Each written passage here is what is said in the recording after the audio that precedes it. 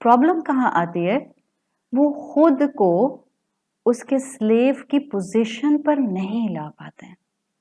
बस आज इस कॉन्सेप्ट को इंटरनलाइज करके उठें, जहां मेरी जुबान उसको रब मानती है, वहां मैं अपने आप को उसकी गुलाम, उसका अब्द, उसकी स्लेव मानना शुरू कर दूं। जिस दिन आपने और मैंने ये मान लिया ना, आपके और मेरे लिए उसके अहकामात मानना आसान हो जाएगा, उसकी बातों को कुरान में मानना और अडॉप्ट करना आसान हो जाएगा। जितना उसको रब मानेंगे और अपने आप को स्लेव मानेंगे, स्कॉलर्स कहते हैं उतना आपकी अपनी मर्जी कम होती जाएगी और आप रब की मर्जी को जानना चाहेंगी। मैं ये करना चाहती हूँ, अल्लाह ताला इस बारे में क्या कहते हैं, मैं जिंदगी में ये कदम उठाना चाहती हूँ, मेरा दीन मुझे इसके बारे में क्या गाइडेंस देता है, मैं अपनी जिंदगी में ये चीज सिलेक्ट करना चाहती हूँ, शरीयत मुझे इसके बारे में क्या कहती है। और जिस दिन ये हमारा माइंडसेट बन गया, समझ लीजिए आपके अंदर अल्हम्दुलिल्लाह एक सबमिशन का एंगल खुल गया। आप सबमिट हो गई रब के सामने, आपने तौहीद को इंटरनलाइज करना शुरू कर दिया। और ये वन टाइम थिंग नहीं है, it's a life long struggle, constantly मुझे और आपको ये करनी है। फाइन, तो ये है अल्लाह का तारुफ सूरतुन नास की पहली आयत में। जब आप ये आयत अब पढ़ेंगी, आपको अपने रब के इन तमाम मुकामात को कम से कम जहन में रखना है, हम्बल होते हुए। कुल आऊदु बि रब्बिन नास। आगे आ रही है आयत नंबर 2, मालिकिन नास। यहाँ पर देखें, आप में से जिनके पास मुसहफ है, अगर मुसहफ नहीं है तो आराम से जब क्लास कंप्लीट हो जाए तो जरा मुसहफ को देखिएगा। आप देखेंगी पहली आयत के बाद जहां आयत मुकम्मल हो रही है, वहां आयत के दायरे के ऊपर लाम अलिफ ला लिखा होगा। और इस लाम अलिफ ला का मतलब होता है कि अभी मफ़हूम मुकम्मल नहीं हुआ, इट्स स्टिल इन कंटिन्यूएशन। यहाँ पर मलिकिन नास से पहले कुल आऊदु, स्कॉलर्स कहते हैं अंडरस्टूड है, महजूफ है, छुपा हुआ है। कह दीजिए मैं इंसानों के रब की हिफाजत में आती हूँ। और किसकी हिफाजत में आती हूँ? कह दीजिए मैं इंसानों के मालिक की हिफाजत में आती हूँ। सो कुल आऊदु यहाँ पर भी या आऊदु यहाँ पर भी एम्बेडेड है, इसलिए कि दरमियान में दोनों के ला है। अल्लाह ताला की तौहीद के एंगल से एक दूसरी क्वालिटी आपके सामने आ रही है, जो मैंने आपको दूसरा एंगल बताया था तौहीद का, तौहीद अस्मा व सिफात। मलिक अल्लाह का एक एट्रीब्यूट है। इस मलिक का एसेंस आपको अभी रब में भी मिल गया था, सेम एसेंस, जहां पर अल्लाह की अथॉरिटी ऐसी है जो किसी भी और मखलूक की नहीं हो सकती। अल्लाह ऐसा मलिक है जैसा कोई भी नहीं हो सकता। No one can do anything except by the permission of अल्लाह। इसको मलिक नास के एक सिंपल ट्रांसलेशन के तौर पर याद रखिएगा। इस वक्त जिस जगह आप और मैं बैठे हैं, जिस कुर्सी पर मैं बैठी हूँ, जिस जगह जिस सोफे पर आप बैठे हैं, जिस जमीन पर आप और मैं इस वक्त मौजूद हैं, जिस सोलर सिस्टम में आप और मैं मौजूद हैं, अब कम क्लोजर जिस घर में आप और मैं मौजूद हैं, ये सब अल्लाह की अथॉरिटी और अल्लाह की मिल्कियत और उसकी किंगडम है। ये उसकी चीज है, वो मिल्कियत रखता है इस सब की। मेरे हाथ में तो असल में कुछ भी नहीं है। ये इंटरनलाइज कर लें कि मेरे हर चीज अल्लाह की है, मेरा और मेरी हर चीज का अल्लाह मालिक है। और जिस दिन आपने ये इंटरनलाइज कर लिया, आप और मैं मेरी मर्जी मेरी मर्जी मेरी मर्जी नहीं करेंगे, मेरा जिस्म मेरी मर्जी नहीं करेंगे। अगेन, अगर ये हम शरीयत के ऑपोजिट आकर बोल रहे हैं तो हम ये बात नहीं बोलेंगे। इस चीज को भी इंटरनलाइज कर लें मालिक नास में। जब आप बोलें, अल्लाह को आप पुकार रही हैं कि मैं अल्लाह उसकी हिफाजत में आती हूँ जो इंसानियत को अपने कंट्रोल में और अपनी मिल्कियत में रखने वाला है, मलिक नास। इस चीज को भी याद रखें, कोई इंसान आपको और मुझे उसकी परमिशन के बगैर नुकसान नहीं पहुंचा सकता। इन द सेम वे, कोई बीमारी उसकी परमिशन के बगैर मुझे छू नहीं सकती, कोई शर उसकी परमिशन के बगैर मुझ तक नहीं आ सकता। जिसने ये मलिक नास का कॉन्सेप्ट इंटरनलाइज कर लिया, उसकी जिंदगी टोटली डिफरेंट पर्सपेक्टिव पर आ जाएगी, इसलिए कि उसका दिल दिमाग प्योरीफाई होना शुरू हो जाएगा। जिसने मलिकिन नास को समझ लिया। आप जब अल्लाह की हिफाजत में आए पूरे शऊर के साथ आए। जिस दिन आपने मलिकिन नास को समझ लिया, आपको मैं हकीकत बता रही हूँ, आप अपनी जिंदगी में जिन जिन मामलात से डरती हैं ना, आपको जिन जिन एंगल से खौफ आते हैं, आपके जो भी इस वक्त परेशानियां हैं, आपके वो सब खौफ जो हैं वो कंट्रोल्ड हो जाएंगे। ख़त्म तो नहीं होते, ऑन अ ह्यूमन लेवल ज़ाहिरी बात है कहीं ना कहीं से फियर फैक्टर आ जाता है, लेकिन ये सब कंट्रोल्ड रहेगा क्योंकि आप चीज़ों को सही पर्सपेक्टिव में देख सकेंगे। और यही सूरतुल मुल्क मुझे और आपको सिखाना चाह रही है कि हम इंसान कमज़ोर हैं, हमारी ओनरशिप पूरी नहीं है, हमारा इल्म पूरा नहीं है, हम जिंदगी में गलतियां कर सकते हैं। अगर मुझे किसी की हिफाजत में आना है तो वो अल्लाह है। ना मैं बाहर के शर से अपने आप को बचा सकती हूँ, ना मैं अपने नफ्स के शर से अपने आप को बचा सकती हूँ। अपने नफ्स को अपने रब के ऑनरशिप में दे दें, वो मालिक है।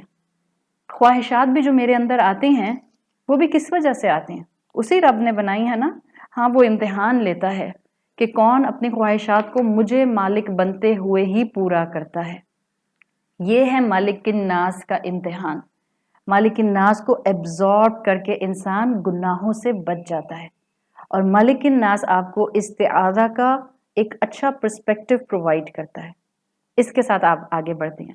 इसी में एक और बड़ा इंटरेस्टिंग पॉइंट जो क्लासिकल स्कॉलर्स मेंशन करते हैं मलिकिन नास से, वो कहते हैं मलिकिन नास में मलिक का जो लफ्ज़ है उसका रूट वर्ड है मीम लाम काफ।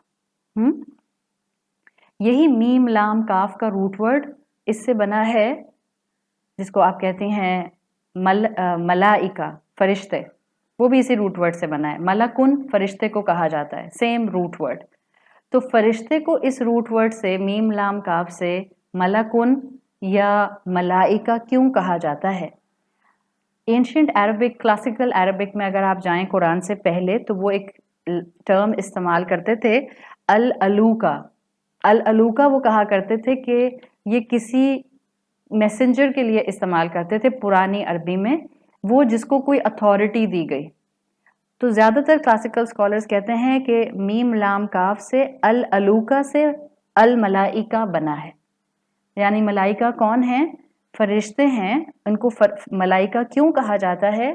इसलिए कि अल्लाह की तरफ से इनको कुछ इख्तियार दिया गया है। जो जिस पोजीशन पर है उसको उस पोजीशन को संभालने का इख्तियार दिया गया है। तो ये रीज़न एक देते हैं स्कॉलर्स फरिश्ते को मलिक बोलने की। जो जहन्नुम का भी गार्जियन फरिश्ता है उसका नाम भी मालिक है। तो ये है आयत नंबर 2 में तौहीद अस्मा व सिफात वाला एंगल, जिसमें हम अल्लाह की अथॉरिटी, अल्लाह की सोवरेनिटी देखते हैं कि अल्लाह अपने बंदों को कॉन्स्टेंटली किस तरह से अपने आप से तौहीद से कनेक्टेड रखता है। तीसरी आयत कनेक्ट कर लूँ, फिर मैं इन तीनों का फाइनल सिनॉप्सिस आपके सामने रखूंगी।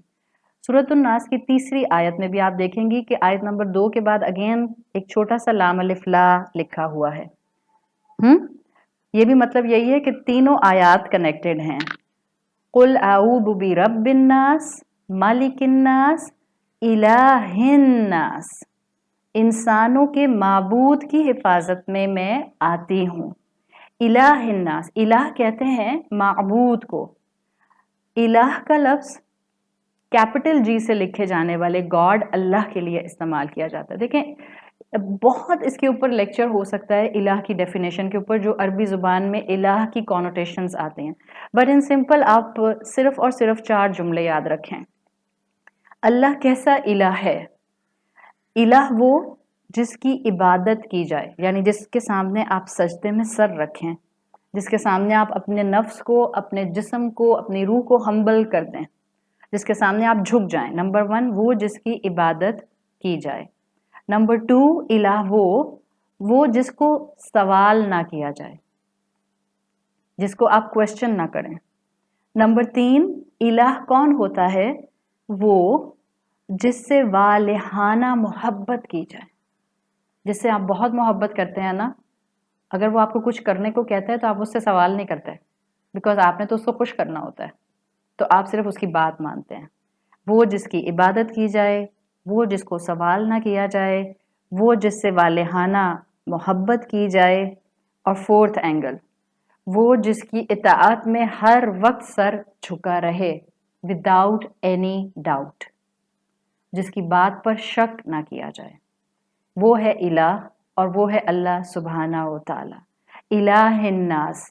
میں ایک ایسے رب کی حفاظت چاہ رہی ہوں جو کہ میرا معبود ہے۔ اللہ میں صرف آپ کے سامنے سر جھکاتی ہوں، اللہ میں آپ سے بہت محبت کرتی ہوں، اللہ میں آپ کے ہر حکم پر سر جھکاؤں گی، اور میں آپ کے کسی حکم پر شک اور سوال نہیں کروں گی۔ یہ ہے الہ الناس کے اندر کانسیپٹ۔ اسکالرز نے اتنی خوبصورت، امام قرطبی نے، اور اگر آپ امام ابن عطیہ کو پڑھیں، کلاسیکل اسکالرز ہیں، دونوں کی تفسیر عربی زبان میں موجود ہیں، انہوں نے بہت بہت پیاری بات اس کے اندر کی۔ وہ کہتے ہیں انسان کے ذہنی صلاحیت کے مطابق سورۃ الناس کی پہلی تینوں آیتوں میں توحید کو ڈسکرائب کیا گیا ہے، بالکل جیسے ایک بچہ ہوتا ہے تو اس کی شروع میں ماں باپ کے ساتھ ایموشنل اور سائیکولوجیکل نیڈز بہت زیادہ ہوتی ہیں، اس کو ہر وقت اپنے امی ابو چاہیے ہوتے ہیں۔ تو اللہ تعالیٰ نے سورہ ناس کی پہلی آیت میں اپنا تعارف رب الناس سے کرا دیا۔ پھر جب انسان بڑا ہوتا ہے، اسکول، پروفیشن، جابز، بزنسز، تو اب اس کو اتھارٹیٹیولی چیزوں کو مینیج کرنا ہوتا ہے، لیگیلٹیز کو مینیج کرنا ہوتا ہے۔ تو اللہ تعالیٰ نے اپنی توحید میں، اسماء و صفات میں جس تعارف کو مینشن کیا، مالک الناس، اصل اتھارٹی، اصل لیگیلٹی تو تم کو اللہ کی طرف سے ملے گی۔ پھر انسان کے ساتھ یہ پہلا تھا سائیکولوجیکل ایموشنل نیڈ، پھر سیکنڈ تھا انسان کی ورلڈلی، جس کو آپ کہتے ہیں لیگل نیڈز، اور پھر تھرڈ پوائنٹ پر آتا ہے الہ الناس، انسان کی عمر کا وہ حصہ جب انسان 60 پر ریٹائر ہو جاتا ہے، اور پھر اس کے بعد انسان کا اب زیادہ ٹائم گھر پر گزرتا ہے، اب انسان کے پاس فرصت کے لمحات ہوتے ہیں، زیادہ تر ایسے موقع پہ ماں باپ حیات نہیں ہوتے، اولادیں اپنی اپنی جگہ سیٹل ہو جاتی ہیں، جابز اور بزنسز موسٹلی چھوٹ جاتے ہیں بیکاز ریٹائرمنٹ ہو جاتی ہے۔ اب انسان کی اسپرچول نیڈز بڑھتی ہیں، اور اب انسان ایک الہ کی تلاش میں ہوتا ہے، اب انسان خدا کی تلاش میں ہوتا ہے، اب انسان کچھ اللہ اللہ کرنا چاہتا ہے۔ ہم آپ میں سے جتنی خواتین الحمدللہ اس وقت 30+ ہیں، آپ سب نے یہ بچپن سے سنا ہوگا کہ جب بڑے ہو جائیں گے نا پھر کریں گے اللہ اللہ۔ کیوں کہتے تھے ہم یہ؟ اٹس ویری نیچرل، جب اور کچھ نہیں رہتا تب اللہ یاد آنا شروع ہو جاتا ہے، جبکہ اللہ نے تو انسینٹیو دیا ہے کہ بہترین عبادت جوانی کی عبادت ہے، بہترین اللہ کے سامنے سبمیشن، اپنی فل انرجیز کے ساتھ سبمیشن، بہترین اللہ کے کلام اور اللہ کے احکامات کو تھامنا تو اس وقت کا تھامنا ہے جب تمہارے پاس تمہارے نفس کی طرف سے کانسٹنٹ خواہشات کی پور ڈاؤن رین ہو رہی ہو، ایک ڈاؤن پور ہو رہا ہو۔ تو اللہ تعالیٰ نے ایک نیچرل پروگریشن انسان کا یہاں رکھا ہے۔ الہ الناس اسپرچول نیڈز پوری کرتا ہے، سائیکولوجیکل ایموشنل نیڈز رب پوری کرتا ہے، رب کا تعارف رب الناس۔ ملک الناس میں انسان کی ورلڈلی میٹرز کو ہینڈل کرنے کے لیے اتھارٹیٹیو پاورز میں انسان مالک کو کیسے ذہن میں رکھے، وہاں پر اللہ تعالیٰ نے اپنا نام اسماء و صفات سے مینشن کر دیا۔ اور تیسرا الہ الناس میں انسان کی اسپرچول نیڈز کو مینشن کر دیا گیا۔ یہ ہے ایک ایڈلٹ مسلمان کا ذہن جو بننا چاہیے، اور جیسے ہی شعور آئے، بڑھاپے کا انتظار نہیں کرنا چاہیے اسپرچویلٹی کے لیے، جیسے ہی شعور آئے، اللہ سے ہم دعا کرتے ہیں کہ ہم جس عمر میں آ گئے، اللہ ہمیں آج شعور دے دے، اور اللہ ہماری اولادوں کو اور ہماری پروجنی کو ان کے بلوغت کے اوپر جلد از جلد یہ اسلام کا پروگریشن کا ثبوت اور ان کو یہ والا مائنڈ سیٹ دے دے۔ انسان جان جائے رب اللہ ہے، میری سائیکولوجیکل ایموشنل نیڈز پوری کرے گا، میرے دنیا کے معاملات مالک بنتے ہوئے سنبھالے گا، اور میری اسپرچول ریلیکسیشن کے لیے، میری اسپرچول تھرسٹ کی کوئنچ کے لیے اللہ ایز اے الہ موجود ہوگا۔ جب آپ یہ سوچتے ہیں تو اب جب آپ یہ 3 آیتیں پڑھیں گے، آپ کا مائنڈ سیٹ بن جائے گا، آپ اس کی پروٹیکشن میں جا رہے ہیں، وہ فَهُوَ رَبِّي وَمَلِكِي وَإِلَٰهِي۔ الناس کو تو ہٹائیں گی آپ درمیان میں سے، پڑھیں گی تو آپ، بیکاز آپ رب کا کلام پڑھ رہی ہیں، لیکن الناس میں آپ کے لیے یہ ایلینیٹڈ کلام نہیں رہے گا اب.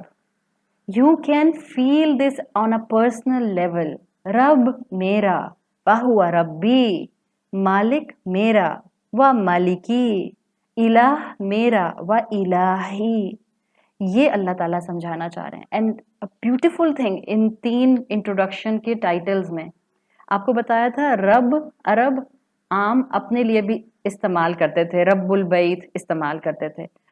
ملک کا لفظ بھی عرب استعمال کیا کرتے تھے اپنی اونرشپ ڈکلیئر کرنے کے لیے. ملک البیت کہا کرتے تھے کہ یہ گھر کا مالک ہے.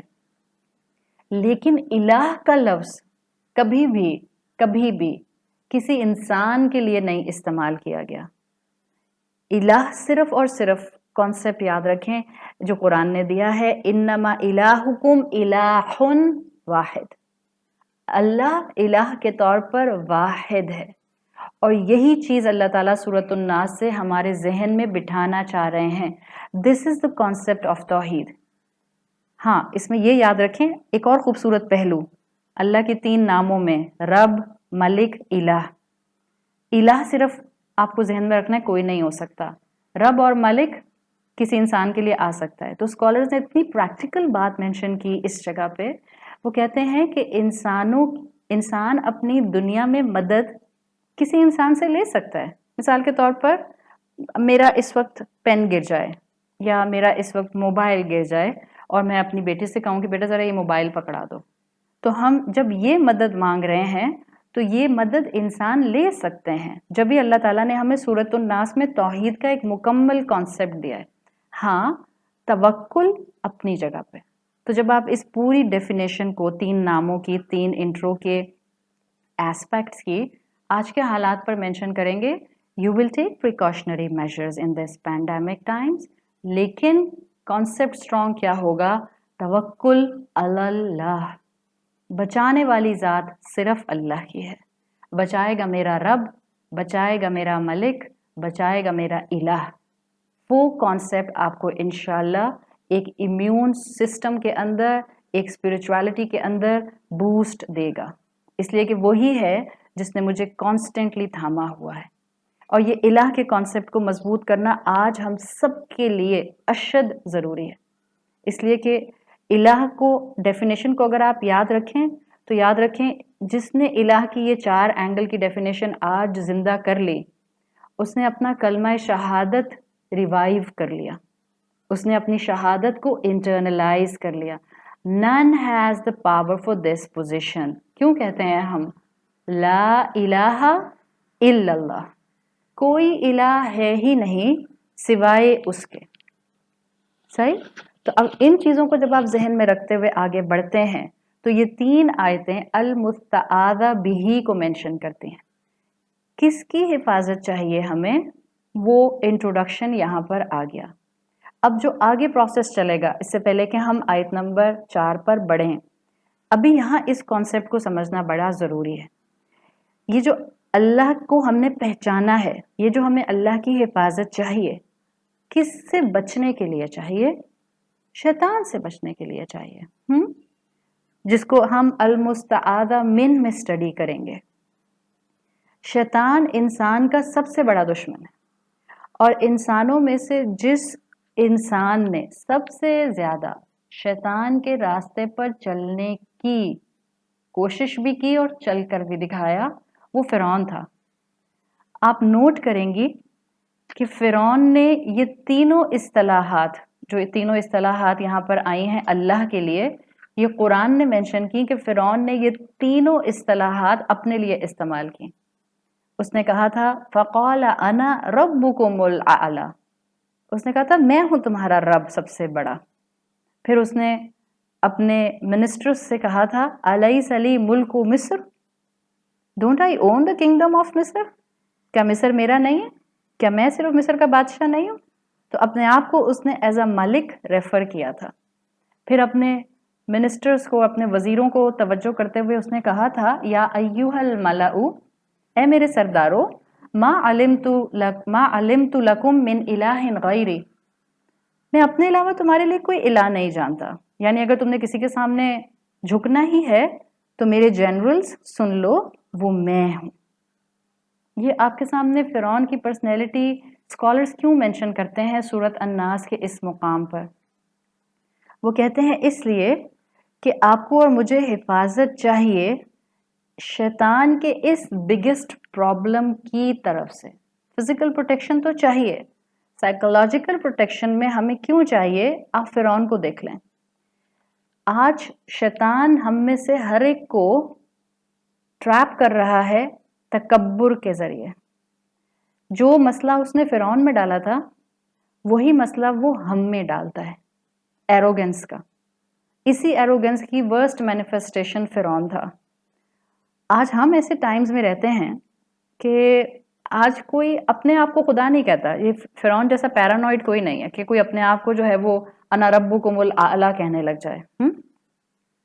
لیکن ہم کو شیطان جس طرح سے ٹریپ کرتا ہے اس کا ہتھیار کیا ہے؟ وی آر ان ٹائمز جہاں شیطان نے ہمارے ایروگنس کو ایسا کر دیا کہ ہم اپنے آپ کو بہت کچھ سمجھنے لگ گئے. I, me and myself. We declare ourself our own master. سورت فرقان کی آیت نمبر 43 میں آتا ہے ارأیت من اتخذ الہہ ہواہ. کیا تم نے اس شخص کو دیکھا ہے جس نے اپنی خواہش کو اپنا الہ بنا لیا؟ آپ اور میں زبان سے نہیں کہتے انا ربکم الاعلی، لیکن ہم میں سے ہر ایک کا باڈی لینگویج، اللہ نہ کرے، اور ہم میں سے زیادہ تر کا اٹھنا بیٹھنا اور ہم میں سے زیادہ تر کی اپروچ ہمیں منی فرعون بنا دیتی ہے. ایروگنس ریفلیکٹ کرتی ہے ہمارے اندر سے، اور یہ ایگو ہمارے اندر شیطان ڈالتا ہے. یاد کر لیجئے گا کہ اس سورت کی بگننگ میں ہی اللہ تعالیٰ نے قل کے ذریعے ہماری وہیں پر ایگو کو سلام کیا تھا تاکہ آپ اور میں اللہ کے سامنے اپنے آپ کو ہمبل کریں. اور یہی تکبر شیطان ہم میں ڈالتا ہے. ہاں، تکبر کے لیے میں ایک پوائنٹ بتا دوں. دیکھیے، تکبر صرف اور صرف پیسے والوں میں نہیں آتا. تکبر صرف اور صرف کسی کوالٹی کو رکھنے والوں میں نہیں آتا. پیسے والوں میں بھی آ سکتا ہے، کوئی صفت، کوئی کوالٹی، کوئی کریکٹرسٹک رکھنے والوں میں بھی آ سکتا ہے. تکبر غربت کے ساتھ بھی آتا ہے. تکبر مال نہ ہونے یا کوئی صلاحیت نہ ہونے کے ساتھ بھی آتا ہے. وہ کیسے ریفلیکٹ کرتا ہے؟ جب کوئی غریب انسان تمام امیر انسانوں کو صرف اور صرف گناہ گار سمجھنے لگ جائے، جبکہ آپ اور میں ان کو جانتے بھی نہ ہوں. یہ بھی تکبر کی مینیفیسٹیشن ہے. تو ہم میں سے ہر کوئی اپنا اپنا محاسبہ کرے. اب اپنے آس پاس اس وقت تکبر لوگ ڈھونڈنے مت نکل جائیے گا، یا گھروں میں اپنی جو ہے وہ ایک میگنیفائنگ گلاس نہیں لگا لیجیے گا اب چیک کرتی ہوں کون متکبر ہے. نہیں، اپنے آپ کو چیک کریں. میں گفتگو میں تکبر کا اظہار کرتی ہوں یا نہیں کرتی؟ ویلتھ ہونا بھی انسان کو متکبر بناتا ہے، کوئی مقام مل جانا بھی انسان کو متکبر بنا سکتا ہے، اور کوئی دولت نہ ہونا اور کوئی مقام نہ ہونا یہ بھی انسان کو متکبر بناتا ہے. انسان کے جملے میں وہ چیز مینیفیسٹ کر جاتی ہے. اور شیطان کا یہ سب سے بڑا آج ہتھیار ہے انسانیت کے اوپر. وہ ہم انسانوں کو سب سے زیادہ اس تکبر کے ذریعے اندر ہی اندر منی فرعون بنا رہا ہے. حالانکہ خود وہ اللہ کو خالق مانتا تھا. خود اس نے کہا تھا، قرآن میں آتا ہے خلقتنی من نار. اللہ کو ہی کہا تھا آپ ہی نے بنایا مجھے نار سے، آپ میرے خالق ہیں. تو توحید کو اکنالج کرنے والا تھا. سجدہ صرف اللہ کے سامنے کرتا تھا. آدم علیہ السلام کو سجدہ کرنے سے انکار کر دیا تھا. تو وہ چاہتا کیا ہے؟ وہ انسانوں کے اندر اس تکبر کو لانا چاہتا ہے اور توحید کے کانسیپٹ کو ڈسٹارٹ کرنا چاہتا ہے. اور ہم انسانوں کا مسئلہ کیا ہے؟ ہم انسان ہیں. یاد رکھیں، اللہ نے جہاں 3 مرتبہ اپنی صفات کے ساتھ رب الناس، ملک الناس، الہ الناس، 3 صفات کے ساتھ جہاں اللہ تعالیٰ نے انسان کو آنر کیا ہے، مسلم نہیں کہا، متقی نہیں کہا، مومن نہیں کہا، الناس. اپنے تینوں توحید کے کانسیپٹس میں اللہ تعالیٰ نے الناس کو استعمال کیا ہے، تو ایک آنر ہے. وہاں الناس کہا ہے، البشر نہیں کہا. الناس کہہ کے ہم آپ کو اور مجھے یہ بھی بتا دیا کہ انسان بار بار بھول جائے گا کہ اس کو رب کے سامنے عاجزی اختیار کرنی ہے. انسان بار بار بھول جائے گا کہ شیطان اس کے اندر تکبر انسٹل کرے گا. انسان بار بار بھول جائے گا کہ اس کو اپنے رب کی حفاظت مانگنی تھی. انسان بار بار بھول جائے گا کہ رب الہ ہے، تو ہم بھولتے ہیں، اسی لیے اللہ نے انسان سے الناس کے لفظ کو مینشن کیا ہے. ورنہ ہم سب کے اندر ایک بیسک انفارمیشن موجود ہے. الستو بربکم قالوا بلا شاہدنا. عالم ارواح میں ہم سب یہ ایکسپیرینس کر چکے ہیں، لیکن ہم بار بار اس وعدے کو بھول جاتے ہیں. کیسے بھولتے ہیں؟ کیوں بھولتے ہیں؟ شیطان کو یہ طاقت دی گئی ہے کہ وہ ہمیں وسوسوں کے ذریعے اس طرح سے یہ وعدہ بھلانے لگ جائے. شیطان اور بھلاتا کیسے ہے؟ Very interesting. پلیز ابھی 2 منٹ ہیں، ٹھیک ہے؟ Take your time. ابھی آپ لوگ مجھے ٹائم لکھ کر کسی نے بھیجا شاید، ابھی 2 منٹ ہیں. سو آئی ول کمپلیٹ مائی کانسیپٹ. ہاں، شیطان بھلاتا کیسے ہے؟ دیکھیں، شیطان پاکٹس میں بھلاتا ہے. میں نماز تو پڑھ لوں گی، قرآن بھی پڑھ لوں گی، مجھے کلمہ بھی پڑھنا آتا ہے، کبھی کبھار تسبیح بھی کر لوں گی. بھلاتا کب ہے؟ جب اپنے سے کوئی ناپسند کا شخص سامنے آتا ہے تو تکبر میں شکار کر دیتا ہے. غصے میں ہم بھول جاتے ہیں اللہ مالک ہے. بھول ہی جاتے ہیں نا، سمجھتے ہیں ہم مالک ہیں، جبھی تو غصہ کرتے ہیں سامنے والے پہ. جب کسی سے ناراض ہوتے ہیں تو یہ بھول ہی جاتے ہیں کہ اللہ مالک ہے. کیا پتہ اس ناراضگی میں اس کو موت آ جائے یا مجھ کو موت آ جائے. تو شیطان بھلا دیتا ہے اللہ کا اس وقت مالک ہونا. جب کوئی خواہش بہت زیادہ کریونگ کے ساتھ ہو رہی ہوتی ہے، چاہے وہ جائز ہو یا ناجائز ہو، ناجائز خواہشات کو بھی کر جاتے ہیں. کیوں؟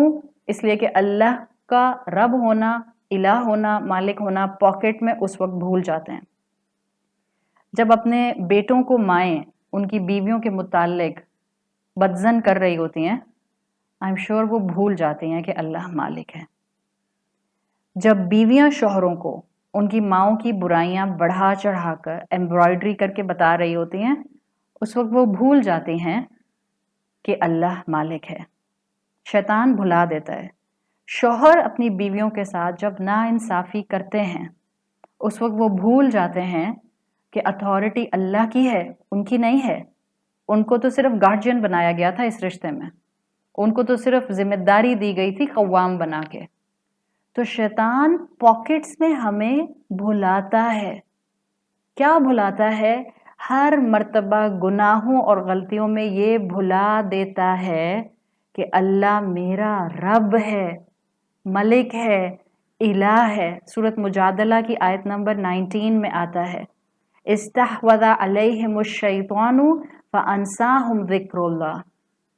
شیطان ان پر قابو کر لیتا ہے اور پھر وہ اللہ کے ذکر سے غافل ہو جاتے ہیں. شیطان آپ کو اور مجھے کانسٹنٹ مکمل نہیں اللہ کو بھلاتا، پاکٹس میں دیکھیں کیسے بھلاتا ہے. یہ جو ہم نماز پڑھتے پڑھتے بھول جاتے ہیں، 4 رکعت پڑھی تھیں کہ 3 پڑھی تھیں، 2 پڑھی ہے یا 1 پڑھی ہے. یہ ہوتا ہے نا. قرآن پڑھنا، آپ نے قرآن کا پورشن حفظ کیا تھا، نہیں ریوائز کیا، بہت جلدی بھول جاتے ہیں. یہ سب کا سب کیوں ہوتا ہے؟ بچے نماز ہی پڑھنا بھول جاتے ہیں. او اچھا ٹائم نکل گیا امی، پتہ ہی نہیں چلا، آپ کی 2 آوازوں کے بعد تیسری آواز ہی نہیں آئی. یہ ہوتا ہے نا. شیطان اللہ کی عبادت کرنا بھلا دیتا ہے.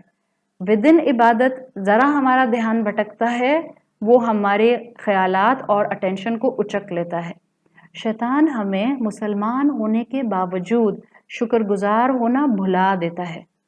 شیطان ہمیں رشتوں کی نعمت ہونے کے باوجود ان کو اپنے ہاتھوں سے تباہ کرواتا ہے اور یہ بھلا ہی دیتا ہے کہ ہم نے ان کے حق ادا کرنے تھے.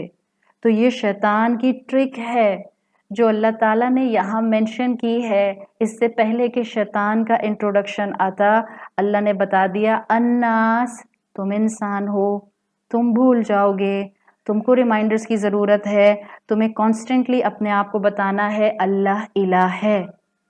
ہم نہیں کہتے اپنی زبان سے کہ میں رب ہوں، میں الہ ہوں، یا فلاں ہمارا الہ ہے. لیکن آج اگر آپ الہ کی ڈیفینیشن کو ذہن میں رکھیں، 2 چیزیں کم سے کم یاد رکھیں: جس کی عبادت کی جائے، جس کی اوبیڈینس کی جائے. ہم عبادت اللہ کی کرتے ہیں، اوبیڈینس خاندان کی رسومات کی کرتے ہیں، اوبیڈینس فیشن کی کرتے ہیں، اوبیڈینس نفس کی کرتے ہیں، اوبیڈینس مال کی کرتے ہیں. ہم ایک طرف سر جھکا رہے ہوتے ہیں عبادت میں اللہ کے سامنے، لیکن ہم اطاعت اپنے نفس کی کانسٹنٹلی کر رہے ہوتے ہیں.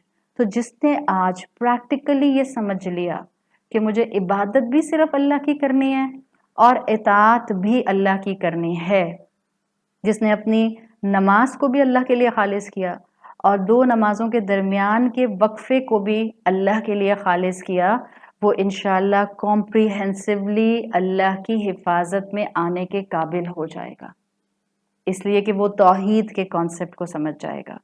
یہ ہے توحید کا کانسیپٹ، یہ ہے اللہ کا مکمل تعارف، جس میں اللہ تعالیٰ نے بہت خوبصورتی سے 3 آیات میں مختصر الفاظ میں اپنے پورے جلال کو بہت خوبصورتی سے مینشن کر دیا ہے۔ اللہ تعالیٰ ہم سب کو بہترین توحید اور ایمان باللہ نصیب فرمائے۔ اللہ تعالیٰ ہماری جو گھروں کے اندر چھوٹی چھوٹی خرابیاں ہمارے نفس کی کمی کی وجہ سے اور کوتاہیوں کی وجہ سے آ جاتی ہیں، اللہ اس پر ہماری اصلاح فرمائیے اور ہمیں درگزر فرمائیے۔ اللہم اجعلنا فی رمضان من المستغفرین واجعلنا فی رمضان من عبادک الصالحین واجعلنا فی رمضان من اولیائک المقربین برأفتک یا ارحم الراحمین۔ سبحانک اللہم و بحمدک نشہد ان لا الہ الا انت نستغفرک و نتوب الیک۔ اللہ تعالیٰ ہمارا اکٹھا ہونا قبول فرمائے۔ اللہ تعالیٰ ہمارے تمام گناہوں کو اس رمضان کی برکت سے ہمارے نامہ اعمال سے غائب کر دے، ڈیلیٹ کر دے، ختم کر دے۔ اللہ اس وقت امت پر اپنا رحم فرمائے۔ اللہ تعالیٰ انسانوں پر اس وقت رحم فرمائے۔ اللہ تعالیٰ جو مرحومین آپ کے پاس آ چکے مسلم تھے، اللہ ان کی بہترین مغفرت فرمائیے۔ اللہ ہم انسانوں کو اس پینڈیمک سے نجات دلائیے۔ اللہ جو کافر ہیں، جو نان مسلمز ہیں، اللہ ہم ان کی ہدایت کی بھی دعا کرتے ہیں۔ اپنے اس مہینے کی رحمتوں کے بدلے یہ جو پینڈیمک کی مشکل ہے، اللہ اس کو کپل کر کے ان کے دل ہدایت کے لیے کھول دیجئے۔ اللہ ہمارے شہروں کو، اللہ ہمارے ملکوں کو، اللہ ہماری دنیا کو اس وائرس کے شر سے محفوظ رکھیے۔ اللہ ہمیں اپنے والدین کے لیے اور ہماری اولادوں کو ہمارے لیے بہترین صدقہ جاریہ بنائیے۔ اللہ تعالیٰ ہمیں موت اس حال میں دیجیے کہ ہم اپنے انجام سے راضی ہوں اور آپ ہم سے راضی ہوں۔ اللہ ہمیں قیامت کے دن رسول اللہ صلی اللہ علیہ وسلم کی شفاعت نصیب فرمائیے۔ اللہ ہم سے رمضان کے تمام روزے اور عبادتیں قبول فرمائیے اور ہمیں بہترین مغفرت کے ساتھ عید، خوشیوں کے ساتھ عید نصیب فرمائیے۔ سبحانک اللہم و بحمدک نشہد ان لا الہ الا انت نستغفرک و نتوب الیک۔ جزاک اللہ خیرا۔ السلام علیکم ورحمۃ اللہ وبرکاتہ۔